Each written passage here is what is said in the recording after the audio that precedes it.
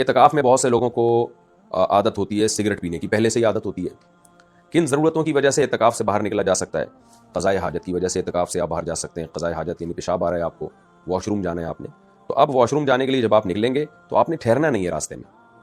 ہاں، اسپیڈ سے جانا ضروری نہیں ہے، آرام سے جائیں، جو آپ کی نیچرل ایک واک کا طریقہ ہے، آپ کی جو ایک نیچرل چال ہے، بھاگتے ہوئے جانے کی ضرورت نہیں ہے، باتیں بھی کر سکتے ہیں چلتے ہوئے، رکنا نہیں ہے آپ نے۔ واش روم کے پاس گئے تو دیکھا کہ وہاں رش لگا ہوا ہے تو آپ انتظار بھی کر سکتے ہیں، تو وہاں آپ تسلی سے فارغ ہوئے، اس کے بعد اب آپ واپس آ جائیں، ہاتھ دھو لیں، تو یہ سب ضرورت کی وجہ سے تو یہ جائز ہے۔ ٹھہر گئے آپ بلا وجہ تو پھر اب آپ کے لیے جو ہے آپ کا اعتکاف ٹوٹ جائے گا۔ تو خاتون کا بھی یہی حکم ہے، واش روم جا سکتی ہیں وہ، اور چلتے ہوئے کوئی بات چیت بھی کر لیں تو ٹھیک ہے، اور وہاں جب فراغت ہو تو فوراً واپس۔ ایک مسئلہ یہ ہو گیا۔ دوسری بات یہ ہے کہ ٹوتھ پیسٹ یا برش کے لیے اعتکاف سے باہر نکلنا جائز ہے یا نہیں ہے؟ تو برش کرنے کے لیے آپ اعتکاف سے باہر نہیں نکل سکتے، وضو کرنے کے لیے نکل سکتے ہیں۔ وضو کے دوران جب آپ کلی کریں تو اسی دوران مسواک بھی کی جا سکتی ہے، ٹوتھ پیسٹ اور برش بھی کیا جا سکتا ہے، تو وہ وضو کا حصہ بن جائے گا، تو پھر جائز ہے۔ یہ بات ہو گئی۔ تیسری بات یہ، فرض غسل کے لیے جانا بھی جائز ہے، اور جمعے کے غسل کے لیے سنت جو غسل ہے اس کے لیے جانا جائز ہے یا نہیں ہے، اس میں بڑا اختلاف ہے۔ تو اس لیے میں احتیاط یہ ہے کہ نہ کریں، اور گنجائش والا قول یہ ہے کہ جمعے کا غسل کیا جا سکتا ہے۔ بعض جگہ پسینے بہت ہوتے ہیں، بدبو بہت ہوتی ہے، احتیاط یہی ہے کہ نہ کیا جائے۔ اس میں راجح بات دلیل کے لحاظ سے یہی ہے کہ ہمیں کوئی دلیل ملتی نہیں ہے۔ ہاں البتہ غسل فرض ہو جائے تو بہرحال پھر کرنا پڑے گا۔ آج کل مسجدوں میں یہ کیا ہوا ہے کہ سر دھونے کے لیے نا الگ سے برتن لگا دیتے ہیں، تو وہ ٹھیک ہے، مسجد کے اندر ہی اگر کوئی ایسا انتظام ہو نہانے کا کہ جس سے مسجد گندی نہ ہو، یہ خوب سمجھ لیں، کوئی ایسا ٹب وغیرہ رکھ دیا جائے جس میں آپ نہا لیں اور پھر پانی باہر پھینک دیا جائے تو یہ ٹھیک ہے۔ یعنی اصل مسئلہ ہے کہ مسجد کے باہر نہیں جانا آپ نے۔ تو خاتون بھی اسی طرح کر سکتی ہیں کہ جس کمرے میں اعتکاف کیا ہوا ہے وہیں اگر جو ہے وہ ان کو جیسے جسم میں پسینے کی اسمیل آ رہی ہے، بدبو آ رہی ہے، بعض علاقوں میں گرمی ہوتی ہے، گاؤں دیہاتوں میں تو وہاں بہت زیادہ پسینے ہوتے ہیں۔ آج کل تو ایئر کنڈیشن روم ہے گھروں میں، لیکن ہر گھر میں ایسا نہیں ہوتا، جو غریب علاقے ہیں ان میں تو پسینے ہوتے ہیں، بیچاروں کو بہت تکلیف ہوتی ہے۔ تو ایسی صورت میں خاتون بھی اسی کمرے کے اندر اگر کوئی ٹب وغیرہ رکھ کے اپنے سر کو دھو لیں یا اپنے جو ہے وہ پسینہ وغیرہ دور کر لیں نہا کے، تو وہ ٹھیک ہے، ان کے لیے جائز ہے۔ خوشبو لگانا اعتکاف میں بالکل جائز ہے، کوئی حرج نہیں ہے اس میں۔ اور اعتکاف کی حالت میں کھانا پکانے کے لیے یا کھانا کھانے کے لیے نکلنا، عام طور پر تو ہوتا یہ ہے کہ جو لوگ اعتکاف میں بیٹھتے ہیں کھانا ان کو وہیں پہنچا دیا جاتا ہے، اچھی بات ہے یہ، لیکن اگر کوئی نہ پہنچائے یا پہنچانے والا نہ ہو، یا آپ نہیں لینا چاہتے کسی سے خدمت کہ آپ کیوں کسی کا احسان لیں، تو کھانا کھانے کے لیے بھی آپ اعتکاف سے باہر جا سکتے ہیں ہوٹل وغیرہ میں، اور خاتون جو ہے وہ کھانا پکانے کے لیے بھی نکل سکتی ہیں۔ بعض دفعہ یہ ہوتا ہے کہ ان کو پتہ ہے کہ بھئی میں کھانا میں ہی پکاتی ہوں گھر میں اور کوئی ہے نہیں، تو وہ کھانا پکانے کے لیے نکل سکتی ہیں، کھانا پکا لیں اور پھر جو ہے اس کو اپنے کمرے میں لا کے آرام سے بیٹھ کے کھا لیں۔ یعنی کچن میں کھانا پکانے کے لیے خاتون اعتکاف سے باہر جا سکتی ہیں۔ بہتر تو یہی ہے کہ کوئی اور خدمت کر لے یا کوئی اور پکا لے، تو یہ بھی ایک اہم مسئلہ ہو گیا۔ اس کے علاوہ اور بھی جو بہت زیادہ مسائل پوچھے جاتے ہیں ان میں یہ کہ جنازے کے لیے اعتکاف سے باہر نکلنا، تو یہ جائز نہیں ہے۔ جنازے کے لیے آپ مسجد سے باہر نہیں نکل سکتے جنازہ پڑھنے کے لیے، بس مرحوم کے لیے وہیں سے بیٹھے بیٹھے دعا کر لیں، اللہ مرحوم کی مغفرت کرے، اور آپ خود نہ جائیں۔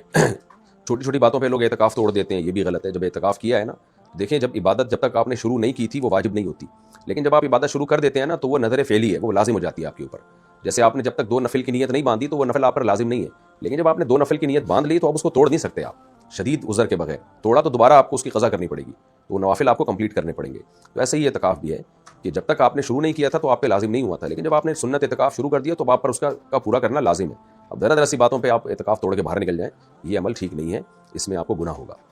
ہاں بعض دفعہ یہ ہوتا ہے لوگ کہتے ہیں ہم سنت اعتکاف میں بیٹھنا چاہتے ہیں، لیکن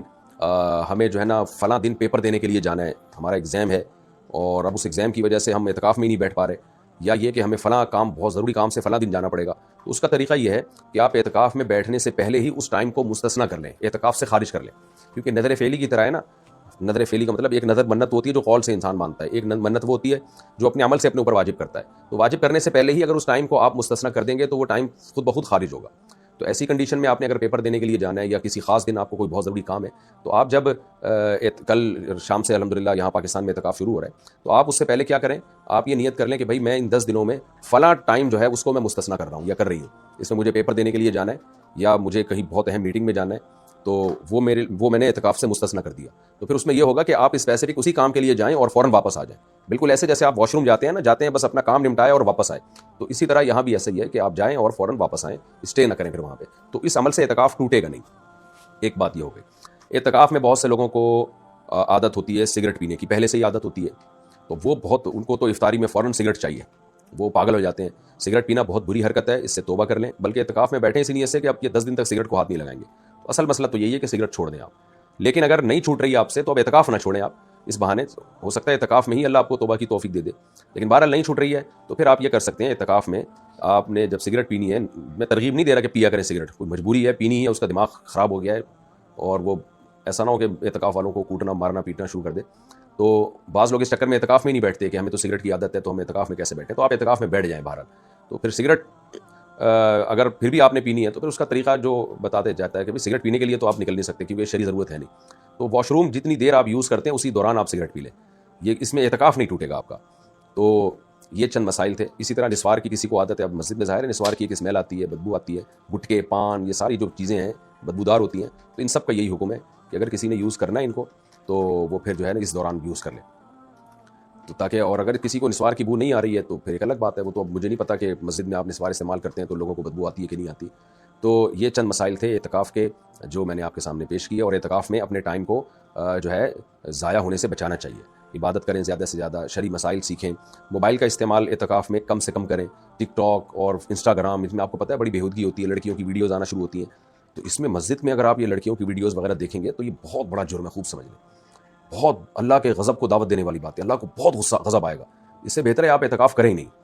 کیونکہ آپ اللہ کے گھر میں بیٹھے ہو، اللہ کے مہمان بن کے آئے ہو اور وہیں اللہ کے غضب کو دعوت دے رہے ہو، تو یہ کتنا غضب کی بات ہے. تو اس سے اعتکاف کا ثواب نہیں ملے گا آپ کو، بلکہ جب آپ شعائر اللہ کی توہین کرتے ہیں نا تو علماء کہتے ہیں اس سے انسان کے ایمان چھننے کا خطرہ ہوتا ہے، اس کا خطرہ ہوتا ہے کہ اس کی موت کفر پہ واقع ہوگی، ایمان پہ باقی نہیں ہوگی. تو مسجدوں میں آ کے ٹک ٹاک میں لڑکیوں کو دیکھنا اور فیس بک پہ اس طرح کی چیزیں، پھر آ کے وہاں اپنی گرل فرینڈ سے باتیں کرنا اعتکاف میں آ کے، یہ سارے حرام کام چھوڑ دیں، یہ بہت بڑا جرم ہے. مسجد میں جیسے نیکی کا ثواب بڑھ جاتا ہے تو گناہ کا عذاب بھی کئی گنا بڑھ جاتا ہے. جو خواتین گھروں میں اعتکاف کرتی ہیں تو اس کمرے کے اندر جہاں وہ اعتکاف کریں گی وہاں ان کے شوہر بھی آ کے ان سے بات چیت کر سکتے ہیں، ان کے بھائی بہنیں جتنے بھی بہرم رشتہ دار ہیں سب آ سکتے ہیں. ہاں البتہ یہ ہے کہ میاں بیوی کا جو ریلیشن ہے وہ اعتکاف میں حرام ہے، ناجائز ہے. تو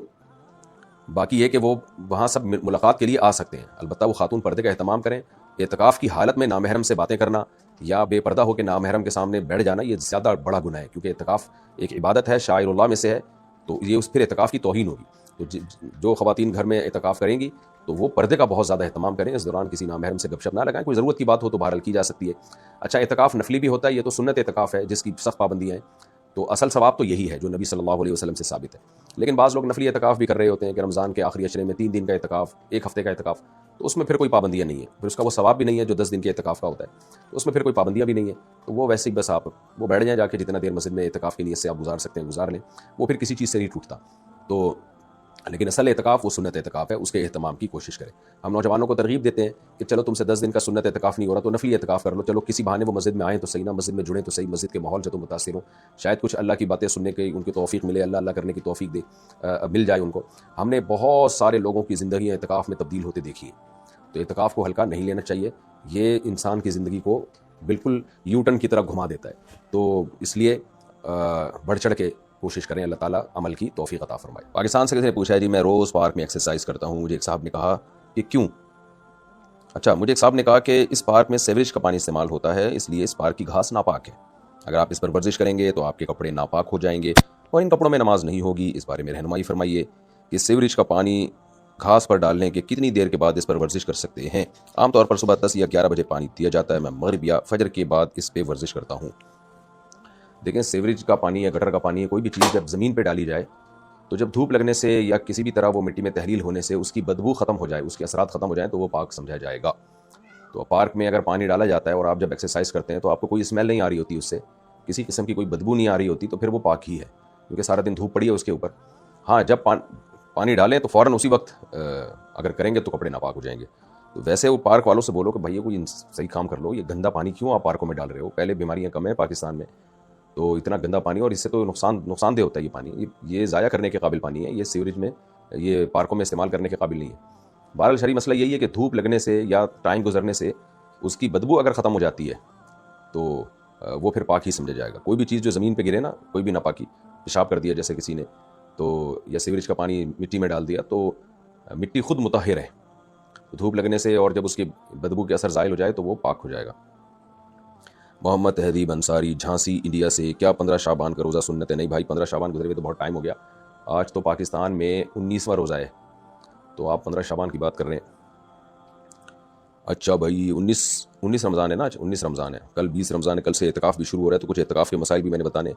محمد سلمان اتر پردیش سے کہتے ہیں میں پوری رات لائبریری میں رہتا ہوں, صبح فجر کے بعد سوتا ہوں, پھر ظہر کے وقت اٹھتا ہوں, اس پر کوئی گناہ تو نہیں ہے؟ رمضان میں بھی یہی ٹائم ٹیبل رہتا ہے جناب, ظہر کے بعد پھر دوبارہ سو جایا کریں, پھر عصر کے وقت اٹھا کریں, عصر کے بعد دوبارہ سو جایا کریں, اس میں کیا جا رہا ہے؟ پوری قوم سو رہی ہے آپ کو پتہ ہے, تو اگر آپ بھی تھوڑا سو لیں گے تو اس سے کوئی فرق نہیں پڑے گا. بہرحال فجر کے بعد سونے کے بارے میں میرا خیال ہے آپ پوچھ رہے ہیں, تو جائز ہے, فجر کے بعد سونا بھی جائز ہے اگر رات کو آپ کی نیند پوری نہیں ہوئی ہے. پھر اگر فجر کے بعد بھی نہیں سوئیں گے تو پھر کب سوئیں گے؟ لیکن بہرحال اسلاف سے اس کی کراہت منقول ہے, اس کو پسند نہیں کیا گیا, یہ نیچرل ٹائم نہیں ہے سونے کا, رات ہی کو سویا کریں اور صبح اپنے کاموں میں مشغول ہوا کریں. وہی جو لائبریری میں آپ بیٹھتے ہیں تو فجر کے بعد بیٹھ جایا کریں. چند دن تکلیف ہوتی ہے اس سے, عادت جب خراب ہو جاتی ہے نا تو سائیکل چینج کرنے میں, جو آپ کا باڈی کا جو سائیکل خراب ہو گیا ہے, چند دن تکلیف ہوتی ہے. اور ماہرین کہتے ہیں 21 دن تک کسی کام کا عادی بنا دیا جائے تو باڈی یوز ٹو ہو جاتی ہے, پھر عادی ہو جاتی ہے. تو بہرحال جائز ہے فجر کے بعد بھی سونا, لیکن ناپسند